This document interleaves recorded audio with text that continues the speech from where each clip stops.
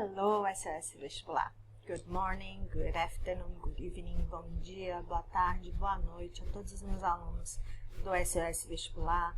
Espero que todos vocês estejam bem. Mais uma vez aqui, trazendo uma nova videoaula. Hoje, essa semana, nós vamos finalizar o conteúdo que nós iniciamos na semana passada. E para a gente relembrar um pouquinho, vamos fazer uma recapitulação aqui, uma revisão bem rápida, tá? Nosso assunto é Pronominal Reference, que ou seja, a referência pronominal, que também atua como estratégia de leitura, oferecendo algumas dicas, demonstrando alguns elementos que te ajudam na compreensão textual, tá? E esses elementos estão relacionados aos pronomes. Então, na semana passada, nós vimos alguns pronomes e hoje nós vamos ver outros para finalizar esse conteúdo. E o nosso próximo vídeo é uma revisão de questões, tá bom? Para colocar em prática tudo isso que a gente viu nessas últimas videoaulas. Tempos verbais, referência pronominal, tá? Para a gente poder praticar a interpretação textual com foco nas questões do Enem e vestibular, tá? Então, vamos lá.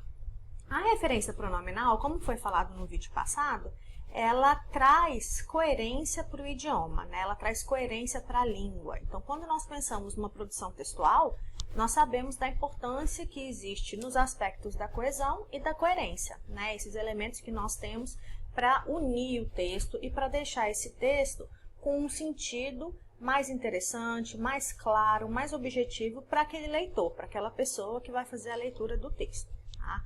A referência pronominal também permite ou possibilita essa interconexão lógica entre as sentenças. Então, nós vimos que ao invés de você analisar sentenças isoladamente para construir um texto, você tem que concatenar suas ideias e unir essas sentenças, essas orações, de maneira que elas transmitam a ideia que o autor do texto, né, que a pessoa que está escrevendo, transmita para a pessoa que vai receber, para a pessoa que vai ler, que seja algo claro, que seja algo objetivo, que a pessoa consiga compreender a partir dessa união de períodos, né, essa união de orações. E os pronomes têm uma característica muito central nesse aspecto de evitar repetição de termos, tá?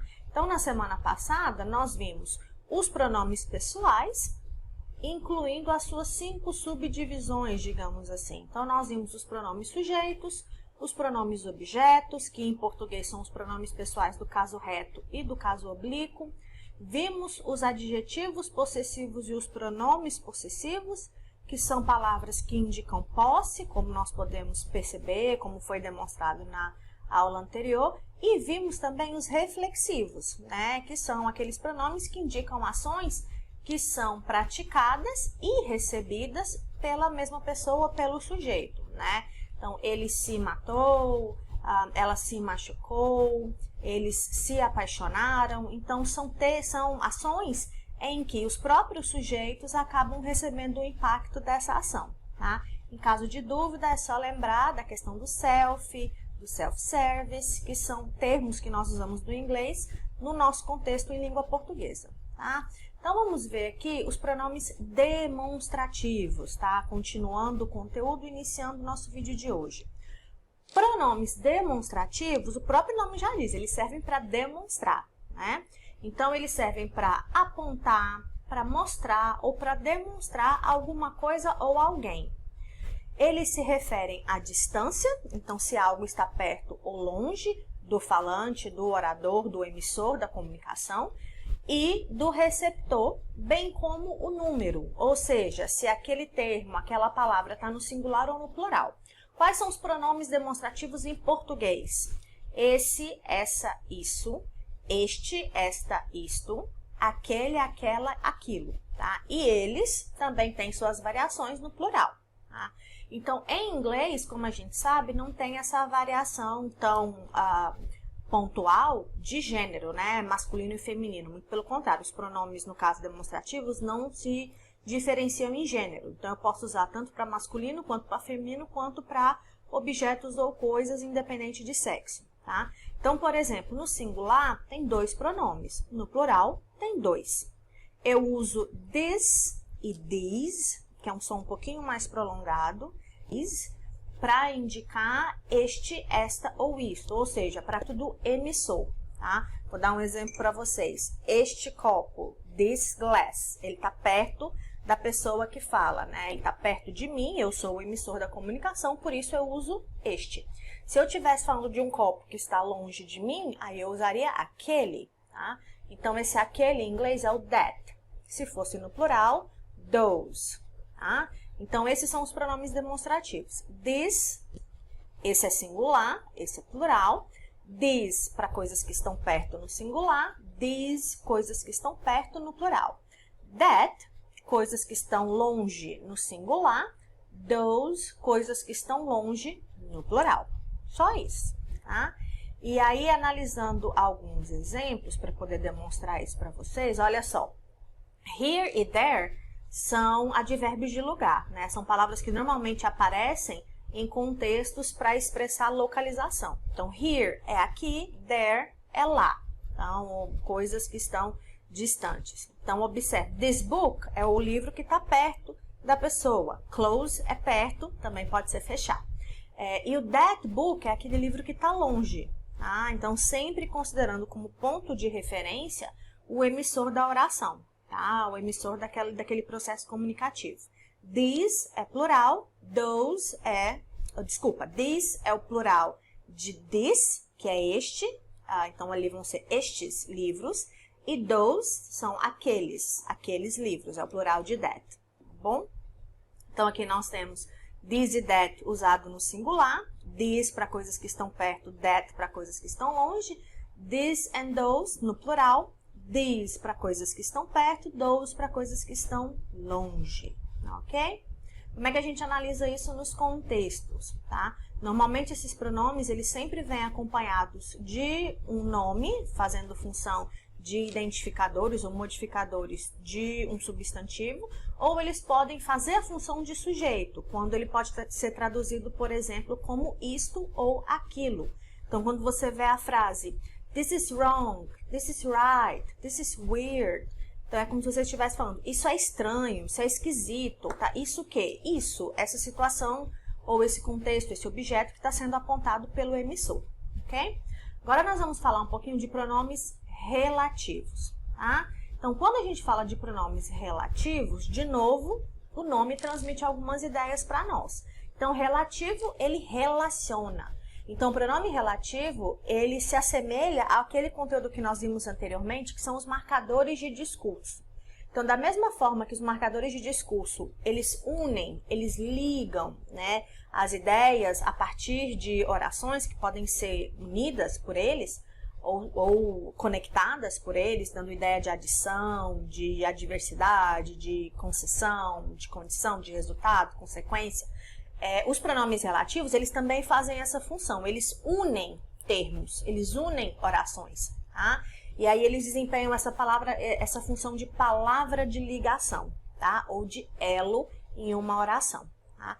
E a diferença é que eles vão substituir um termo anterior. Por isso que muitas vezes, quando você analisa questões de vestibular, e a UEMA já fez isso, ela pede para você analisar dentro do contexto a que ou a quem aquele pronome relativo se refere, qual é o termo antecedente que ele faz referência. Tá? É muito comum vocês observarem isso. E os pronomes relativos em inglês são os mesmos pronomes interrogativos, por isso que a gente vai ver os dois juntos já já. Tá? Para demonstrar para vocês o que são esses pronomes relativos, eu vou mostrar aqui nos exemplos. Então, eu poderia, na minha comunicação oral, na comunicação falada, eu poderia usar frases pequenas, frases simples, né? He is a boy. Ele é um menino. A boy broke the window. Um menino quebrou a janela. Tá? Se eu estou falando do mesmo menino, eu posso criar uma frase só, ao invés de duas, e substituir o termo que se repete, que no caso é boy. Então, eu vou dizer, he is the boy who broke the window. Ele é o menino que quebrou a janela. Então, esse pronome who, que está aqui com letra maiúscula, ele é o pronome relativo, em português o pronome que está fazendo relação entre esse menino e esse menino que quebrou a janela. Tá? Então, o pronome relativo, ele desempenha esse papel de unir duas frases, duas orações, dois períodos, fazendo uma substituição a um termo anterior. E assim você volta para aquele conceito inicial de evitar uma repetição. Tá? Outro exemplo. The lamp is in the room. A lâmpada, o abajur, está no quarto. The lamp is blue. O abajur é azul. Juntando os dois, the lamp which is in the room is blue. O abajur, ou a lâmpada, a luminária, que está no quarto é azul. Então, observa que em português os pronomes relativos, os principais pronomes relativos são que, qual, quais, cujo, que são termos que nós utilizamos para fazer essa função de relacionar. Então, como nós vimos, pessoal, nós temos duas formas em inglês de representar esse que, né?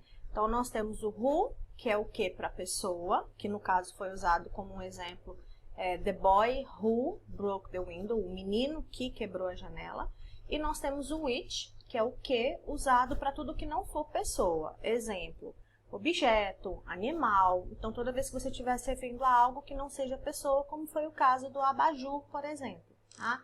Então, alguns exemplos aqui. O who você vai na função de sujeito. Existe também, vocês vão ver, whom, com M no final. Mesma coisa de who, só que com M. Também se refere a pessoa, só que aí é quando a pessoa faz função de objeto na frase, tá? Nós vamos ver depois, futuramente, alguns exemplos sobre isso, tá? Então, aqui, para demonstrar o who. I told you about who lives here. Então, eu falei para você, ou eu contei para você, sobre quem mora aqui. Então, esse quem está se referindo, obviamente, a uma pessoa que mora nesse lugar. Which se refere a animais ou objetos. My dog, which is brown, falta um N aqui, is sleeping. Então, meu cachorro, que é marrom, está dormindo. Tá? Então, observa que os dois têm a mesma tradução. Os dois significam que, só que um é usado para objeto e o outro é usado para pessoa. Tá? Ou objeto, coisa ou animal. Whose é um pronome que indica posse ou relação entre dois substantivos. E a tradução dele em português seria cujo, ou cuja, ou de quem. Tá? Então, aqui eu tenho um exemplo. Do you know the boy whose father is dead? Você conhece o menino, né, o rapaz, cujo pai faleceu? Então, é como se você estivesse fazendo uma relação, como se você quisesse demonstrar a relação existente de parentesco entre o pai e o filho, ou o pai e o menino, tá? Então, em português eu diria, você conhece o menino cujo pai, né, de quem o pai faleceu? Okay? Então, é uma relação de posse. Esse pronome, ele sempre vai aparecer, nesse contexto, entre dois nomes ou entre dois substantivos, tá bom?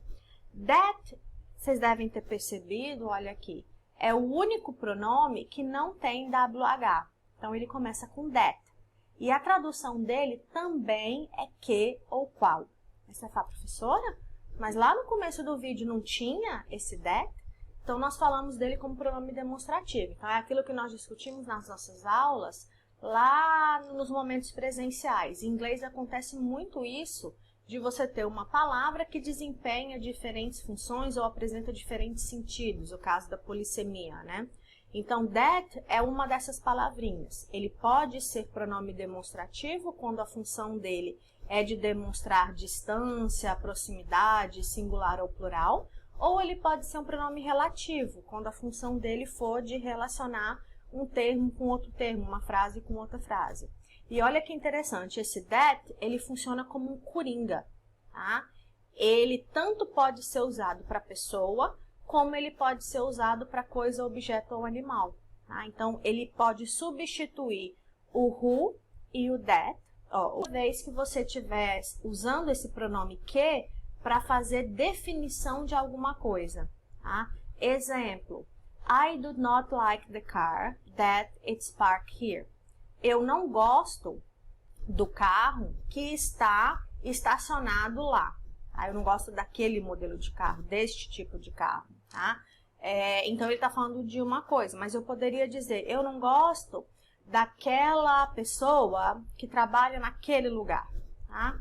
Então, eu também, no objetivo de definir essa pessoa, não é qualquer pessoa, é essa pessoa que trabalha naquele lugar, eu poderia usar o that também ao invés do who. Então, ele muitas vezes funciona como um coringa, tá? E depois nós temos o where e o when, que são aqueles pronomes que nós já conhecemos pelas perguntas, usados para definir lugar ou tempo. Então, where significa onde, when significa quando, tá? Quando para dar referência temporal.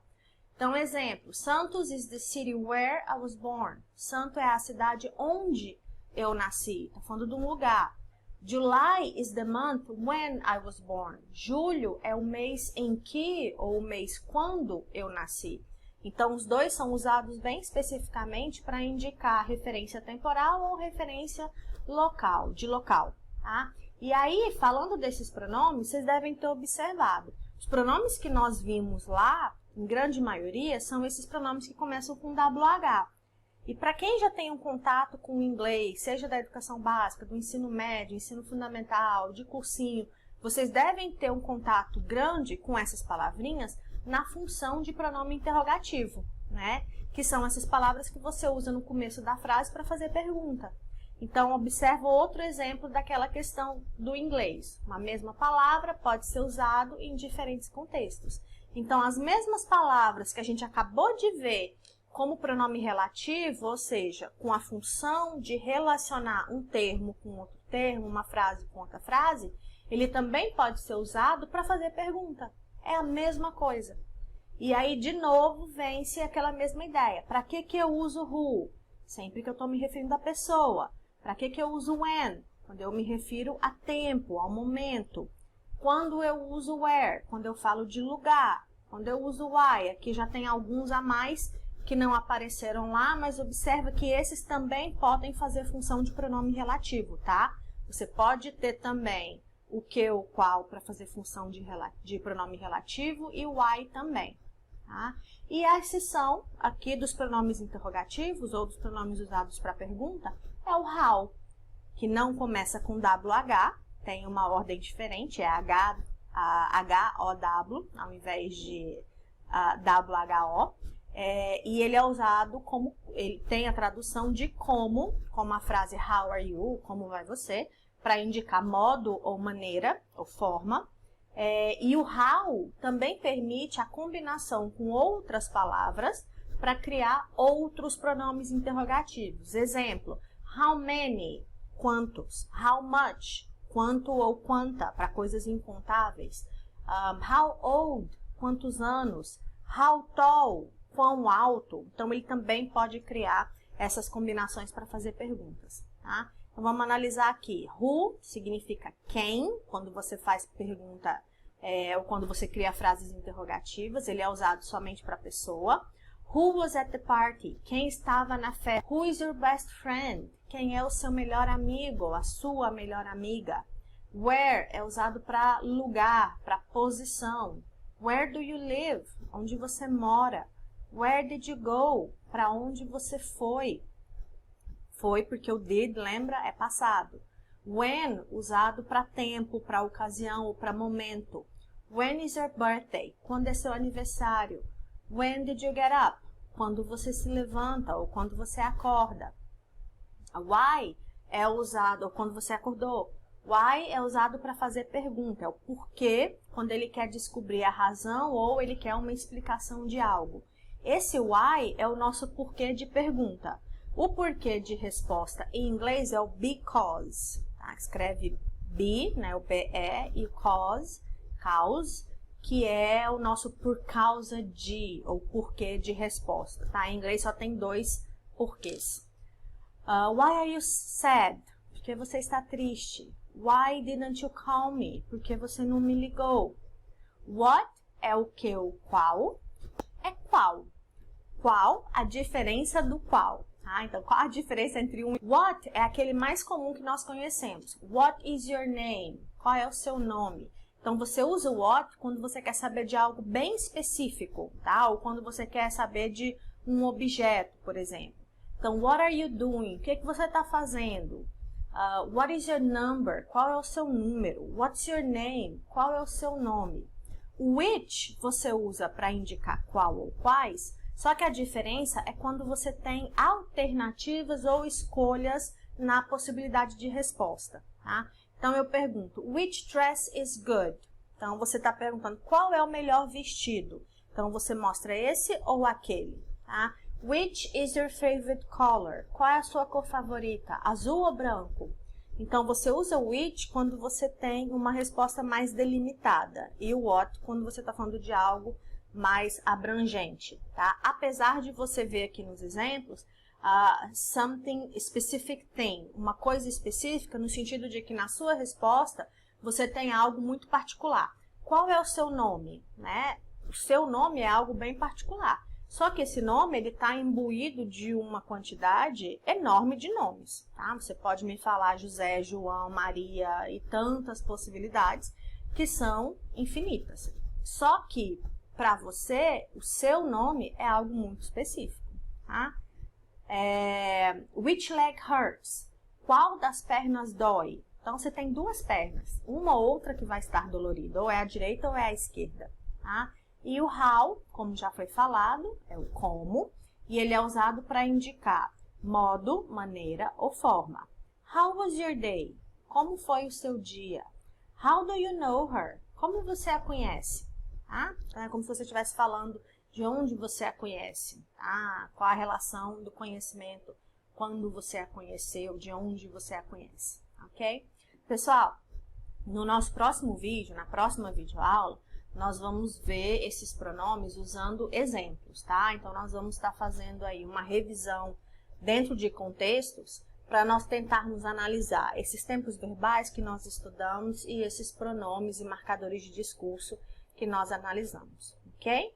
Então, a gente termina por aqui hoje. Fiquem bem. Acredito que em breve nós vamos ter alguma alteração em relação às nossas atividades.